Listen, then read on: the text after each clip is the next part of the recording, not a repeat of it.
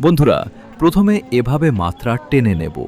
তারপর মাত্রার একটু নিচে এভাবে একটু বাঁকা করে টেনে প্রথম বাহু দেব।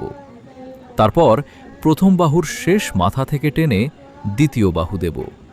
এরপর নিচের দিক থেকে উপরের দিকে সোজা দাড়ি টেনে মাত্রার সাথে লাগিয়ে দিলে হয়ে যাবে সুন্দর একটা ব বর্ণ।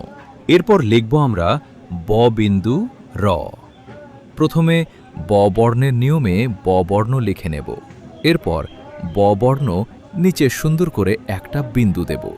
তাহলে হয়ে যাবে সুন্দর একটি ব বিন্দু র। এরপর লিখব আমরা ক বর্ণ। প্রথমে ব বর্ণের নিয়মে ব বর্ণ লিখে নেব। এরপর ব বর্ণের ডান দিক দিয়ে একটা আকৃতি দিয়ে দিলে হয়ে যাবে সুন্দর একটি ক। এরপর লিখব আমরা ধ বর্ণ। প্রথমে ব বর্ণের নিয়মে মাত্রা ছাড়া ব বর্ণ লিখে নেব। এরপর ব বর্ণের ডান দিক দিয়ে দেব অর্ধমাত্রা। এরপর উপর দিক থেকে একটা আকৃতি দিয়ে দিলে হয়ে যাবে সুন্দর একটি ধ। প্রিয় বন্ধুরা, আমার এই ভিডিও দেখে যদি আপনি উপকৃত হয়ে থাকেন তাহলে একটা লাইক, কমেন্ট করে পেজটি ফলো করে দিবেন।